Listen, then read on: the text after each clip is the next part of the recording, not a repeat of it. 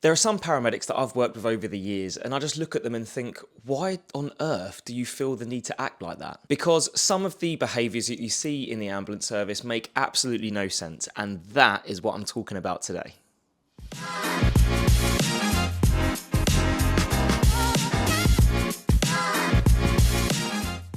Welcome back to another episode of Paramedic TV. My name's Tommy, and this is presented by Pocket Clinician. I'm really excited because I've got something to tell you. I have got new merch. Probably time I put this on, actually. Welcome back to Paramedic TV. My name's Tommy, and this is presented by Pocket Clinician with my new t-shirt. Yeah, baby. So, as you probably alluded to in the first 10-second little clip at the start, I'm talking about the dark cultures of the ambulance service because some of the things really make no sense at all, and it's all to just do with people's ego.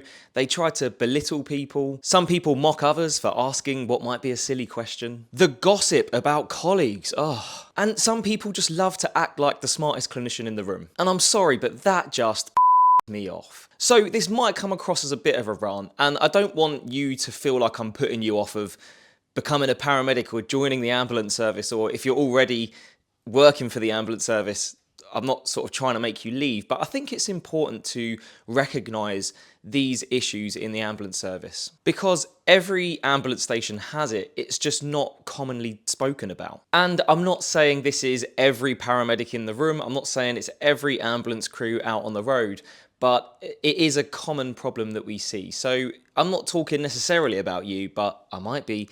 It's something that really needs to be covered. I just want to say that the role of a paramedic or any ambulance clinician out there, it's really good fun. It's a really good job. We work in great teams and you get to help people on the worst day. So there are always issues in the ambulance service. There's issues in every job, but I just want to say that the good does outweigh the bad. So the first thing I'm going to talk about is this lion culture of eating our young. Most of the time, clinicians and mentors, they just want to make their student grow and become the best clinician they can be. But others are just determined to prove how much little they know. And I've seen it before on a job where we've gone to any sort of plethora of problem. There's a crew there with a student and their mentor publicly humiliates their student in front of the whole team. And that's not really the way to do it. It might not even be their student. It could be their emergency care assistant or technician that might be newly qualified. And it just really isn't on. And I do get it. That paramedic or that technician might have had it hard when they started, but there's no need to put it on your junior clinician or mentor when you're working with them, because it's just going to cause issues. They're going to struggle to ask questions. They're not going to grow. They're not going to build any confidence whatsoever. I backed a crew up to a simple patient having some chest pain, and I think it's because it came down as a category 1 struggling to breathe. They sent 2 ambulance crews. As I walked through the door, there was a crew there that had a student, and the student was putting the ECG dots on. I walk in and it was pretty silent, and as soon as I walk in, we get in a little handover, and the paramedic then started saying to the student, "No, I told you this on the last job." And I looked at what they were doing. They weren't doing anything particularly wrong. Yeah, they were being a bit slow, or I think they were putting the ECG dots somewhere different, but there's no need to be like that. Literally, all it takes is for someone to go up to the student and say, "Oh, look, V3 is a little bit out," or something like that, and say, let's do it like this. And then afterwards, you can reflect on that and actually teach them the proper placement for ECG dots. And then lo and behold, the student stepped back, stood in the corner quietly, and didn't really get involved in the job. And I'm not being funny. I don't really blame them, to be honest. I'd probably do the same. And then it even happens with the junior clinicians, new emergency care assistants that come out. And, if they lack a bit of competence, or they're a bit weird, or they don't necessarily listen as well as what you'd like them to, they just get gossiped about on the station, and it's just really not on. It's not going to help that person grow and be a good clinician. They're just going to come to work worrying that nobody wants to work with them. So yeah, some people teach and some people test, and it's not the same thing. And I think that there's a clear definition of how to speak to people on the road when you're trying to either give them feedback or trying to tell them how they can improve on things, and belittling them publicly or gossiping behind their back is not the way to do it. The second point I want to talk about is cynicism. Cynicism? I don't know if I've said that right, but the fact that people get cynical. Now, I get it. You get years of being hammered on the road. You've got compassion fatigue. You've got a bit of burnout. And I understand why you might become cynical about the job. And to be fair, being cynical is probably going to hit every single one of us at some point. I've been cynical at some points. But again, all it's going to do is create a culture of cynicism. Cynicism? I've seen it before.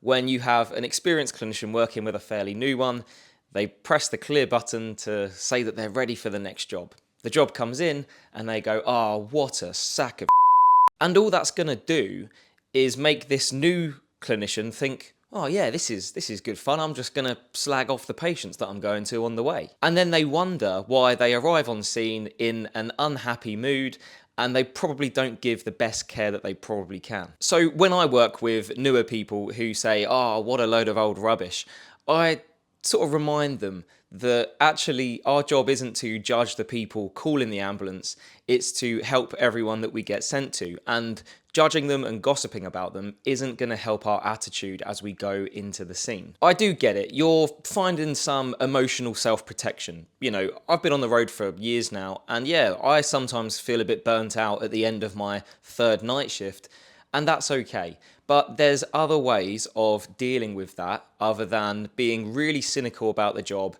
saying how managers don't help us and they just sit in the office all day doing nothing. Because let's face it, whenever there's a problem, the first people we go to is our managers. And the dark humour, I get it. You know, we see a lot of nasty things out on the road, and it does warp your sense of humour a little bit.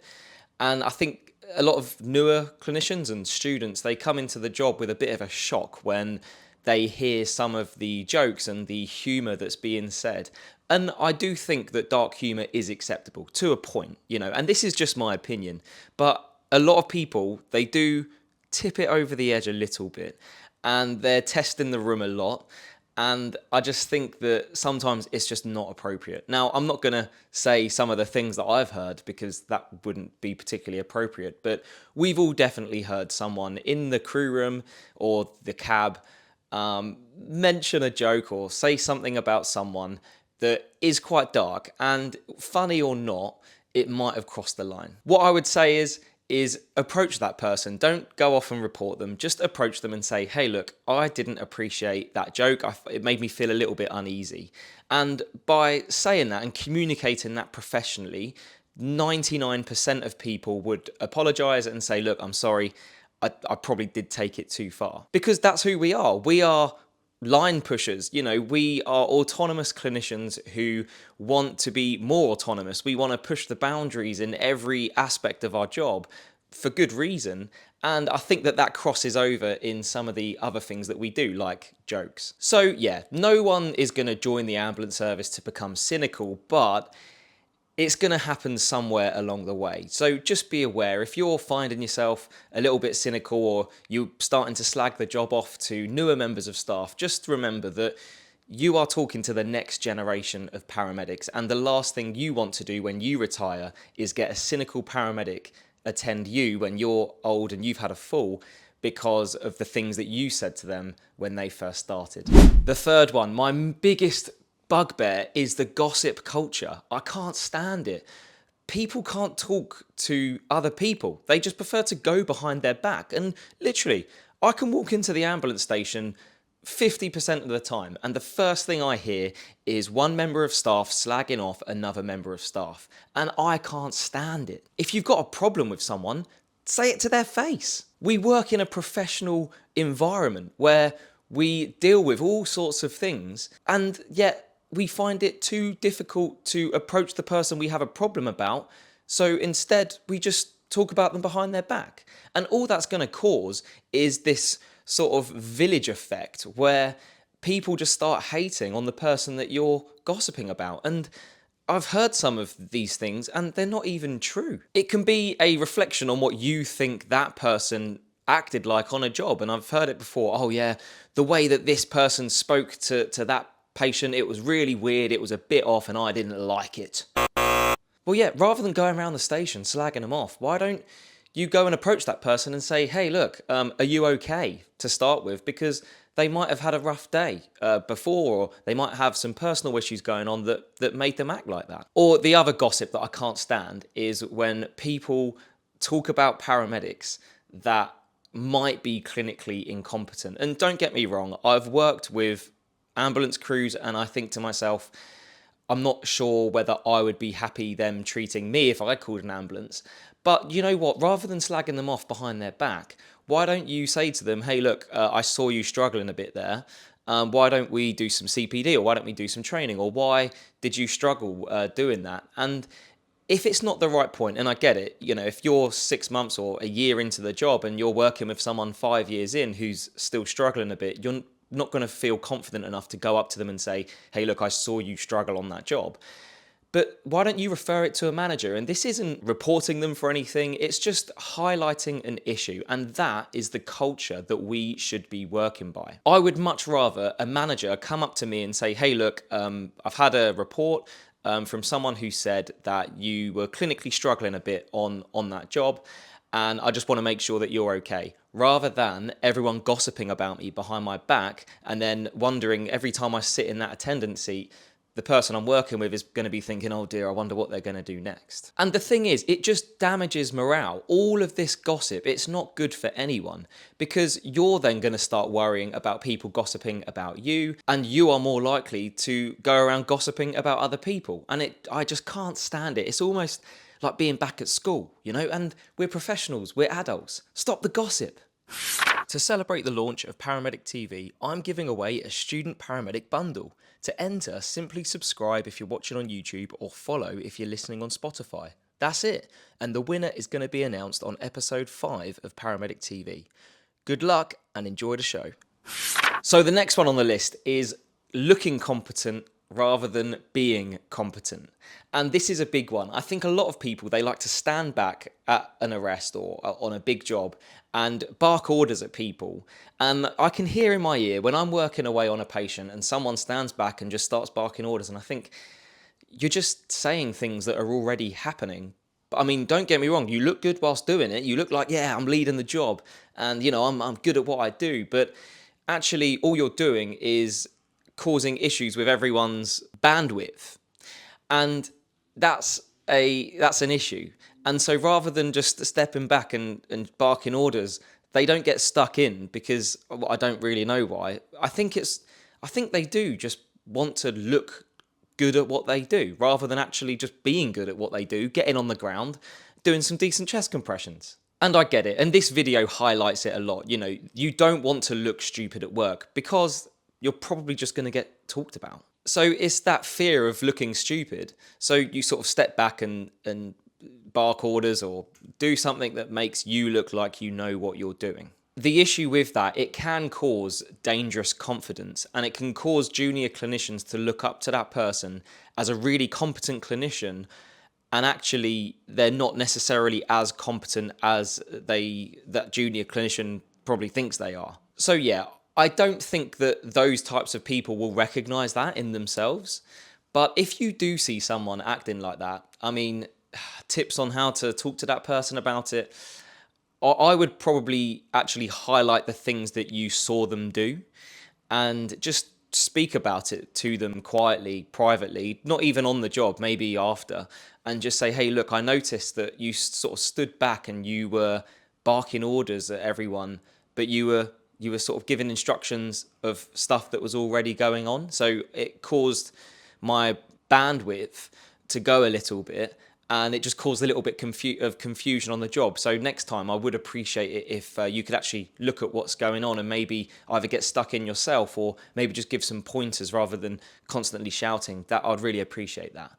And just by saying something simple like that might sort of change their mind a little bit about how they looked, because it's sort of that effect where you're looking back on yourself, going, right, how did I look on that job? And I do it all the time. And that's the best way of reflecting sometimes on a job is, right, step back in your mind, watch yourself doing the job, and then going, right, how did I look? What was I saying? How did I sound?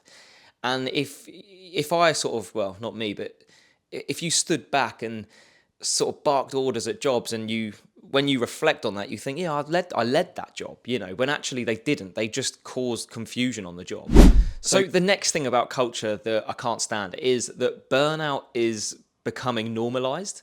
And it's almost like you get a badge of honor, when you've done your 15 years and your back is buggered and, you can't sleep at night and, things like that. And I just think to myself, man, you need some time off, maybe speak to a manager and just go sick for a little bit, have some rest, look after your mental health, do some exercise, and then you'll come back feeling fresh. And I've heard it before. We're sitting in the ambulance having a conversation. These people, they're missing meals, they're missing big family events, and they are constantly hammering the overtime. And I do get it, because you need to pay the bills, you need to, heat some food up for your kids, and this is a cost of living crisis at the moment. I've got a good idea, start up a YouTube channel. But yeah, I just wanted to make this point because I do look at some people who are burnt out and are happy to sort of tell everyone that they are very burnt out. And it's almost like, yeah, they're sort of saying, yeah, look at me, I'm burnt out. This is what happens to you after doing the job for a couple of years and hammering the overtime and missing meals and not looking after yourself properly. This is what your future looks like. And I just don't think that that's a great way of, one, perceiving yourself. I don't think that's particularly good for your mental health, but also the message that gives to the newer clinicians that are coming up through the ranks, And burnout is very common in the whole of the NHS, and I get it. We get hammered from job to job. We might not have opportunities to eat proper meals, and after a day shift, you might not feel ready to exercise, so you're just going to get hammered all day. You're really tired because you only slept 4 hours last night. You've done a 12-hour shift and was an hour and a half late off. You get home, you think, I'm too tired to have some dinner, so you have a shower, go straight to bed, and it all rolls again onto the next morning. Waking up really early, had a rough night's sleep because you haven't ate properly or hydrated yourself, and then you've got to do the whole 12-hour shift again. And yeah, after a while, that is going to cause burnout. So yeah, just look after yourself. And rather than seeing it as a badge of honor, like I don't know why I'm pointing to Paramedic TV there, but yeah, rather than seeing it as a badge of honor, just look after yourself. And I really feel for those guys that are burnt out because they don't recognize it. And that is the first step of sorting yourself out, is recognizing that you're burnt out, getting the help for it, and then tackling it, and then coming back to work feeling fresh. The next point is the hero mentality. Like, you're a clinician, not a superhero. We don't fly around with a cape, saving people that have, fallen from bridges, and we're flying in like Spider-Man, catching them just as they hit the floor. That's not our job. We're professional people who know how to essentially do good first aid and then treat people and give them the appropriate care. And I see it a lot. There are people out there that they want to save everyone. And sometimes these things just can't happen. Either they've been in this condition or in this way for too long now, and there's nothing as a paramedic I can do to fix them. People take that to heart. They take it really personally. And I get it, it is difficult sometimes, but it's the mentality that they should be saved. And I do understand where they're coming from a little bit, because at university, all we're taught is interventions. We are interventionalists. If someone's in pain, we're going to give them pain relief. If someone's oxygen levels are low, we're going to give them oxygen. And if there is a condition that requires treatment, we will always give it. But some things are just out of our control, and I see these people feel really guilty about it, and it's just life. That's life. That's life. And yeah, another thing I see, and this is about the hero mentality, is I'm at hospital and a crew comes in, or a paramedic on a car comes in, and they tell everyone about how good they did on this job. Yeah, well done.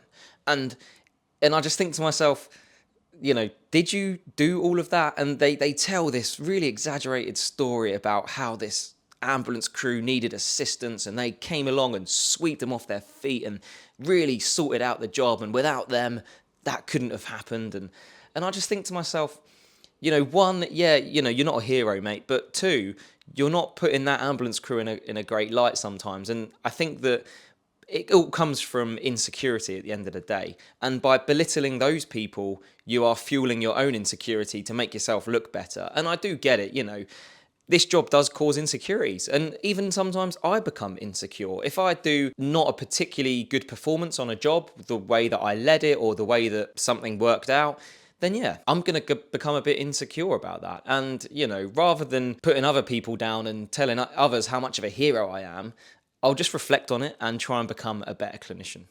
So the next dark bit of culture that really, really haunts me is the unspoken competition. And I see it all the time. I'll be in the crew room and a crew comes in. Oh, how's your day going? Yeah, we just did a drowning.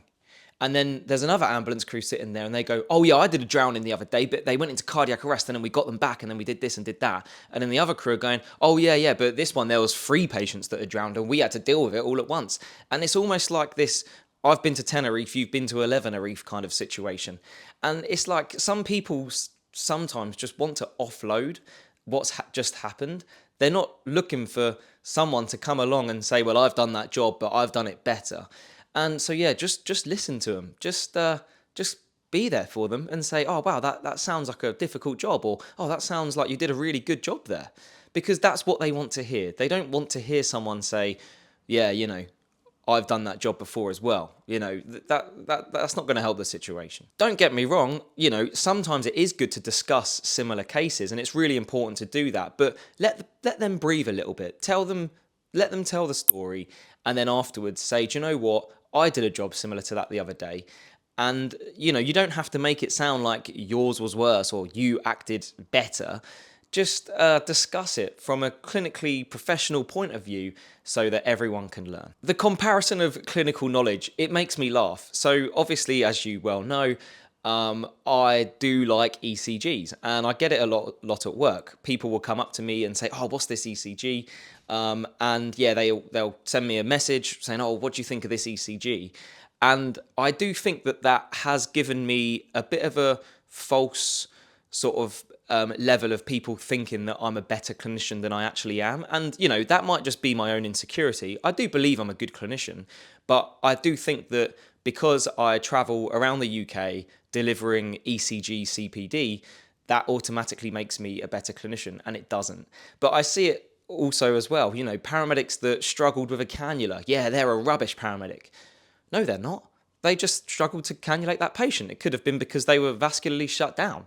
They could have just been having an off day, These things happen. But yeah, it's funny, and I see it, I've seen it before where they'll say, oh yeah, I was working with so-and-so and they tried to cannulate, but they were struggling to find a vein. So I helped them out and I got one straight away, got one straight in. And yeah, it's just not needed. It doesn't help the situation. And yeah, it just makes you sound like a bit of a And then comparing progression. So as you well know, the ambulance service has, not recently, it's been going on for a long time, but they introduced the apprenticeship sort of way of progressing through the job. So you start off as an emergency care assistant, you then do a apprenticeship to become a technician or an associate ambulance practitioner. And then once you've done that, you then do another apprenticeship degree to become a paramedic.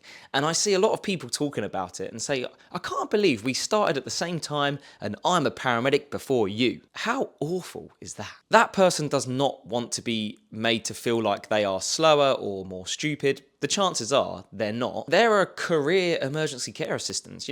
I've worked with a few people. They've been emergency care assistants for years. They've got no interest in becoming a paramedic, and that's absolutely fine. So yeah, healthcare isn't supposed to be a competition. Sometimes it feels like it is, but it's not. Everyone is on their own journey. Everyone progresses at different levels. Everyone is good and bad at certain things. So just remember that if you see a paramedic or any ambulance clinician for that matter, do something and you think, oh, that wasn't particularly good, rather than slagging them off or going off and comparing about how better you are than them, they're going to have strengths as well. And their strengths might be your weaknesses. And I think that that is what makes the perfect ambulance crew. And the last thing I'm going to talk about is the way that new paramedics feel lost. I get it, you've just entered a profession with a lot of good things, but also a lot of issues that I've just explained in this video. And it's difficult to wiggle your way in to feel like an established member of the team. And you get imposter syndrome, and it's completely normal. You've just spent a few years being a student, you've always got your mentor with you to have your back, and then all of a sudden you're pushed out and boom, you've got all of this level of responsibility, and it can be really overwhelming. I think that the ambulance service is now recognizing that, because we've got the newly qualified paramedic program where, a lot of ambulance services do this differently, but you start off working with a more experienced paramedic. In most cases, I appreciate that when it gets busy, that might not be doable. But yeah, they're recognizing how difficult it is and how much of a jump it is from going to a student to becoming a qualified paramedic. And so there is lots of support out there. I've been on the road for about 8 years now, and I've still come across things that I've never seen before. So there's going to be an element of, do you know what, I might need a bit of advice on how to properly deal with this situation. And that's okay. So if you're newly qualified, you've got imposter syndrome, and the paramedic or the experienced one that you're working with is not really bringing you out of your shell, that's okay. Time is endless. We've got lots of time, and you will get there one day. Just try and remember, you are a competent clinician. That is why you passed your degree. And there are things that you're going to see and deal with on the road that will make you lose confidence, even 10 years down the line. And it's okay to recognize that and say, do you know what? I'm a competent clinician. There's going to be things that I don't know, but knowing what you don't know is the best way to be. So yeah, I hope you enjoyed that episode. It just highlights the fact that some of the hardest parts of the ambulance service have nothing to do with the patients. Don't forget, if you like what you are watching, then hit that subscribe button if you're watching on YouTube, follow if you're listening on Spotify, and definitely press that bell so you get notified every time I post a video. These episodes will be coming out every single Friday at 6 p.m, so look out. Apart from that, I've been Tommy, this is Paramedic TV. Until next time.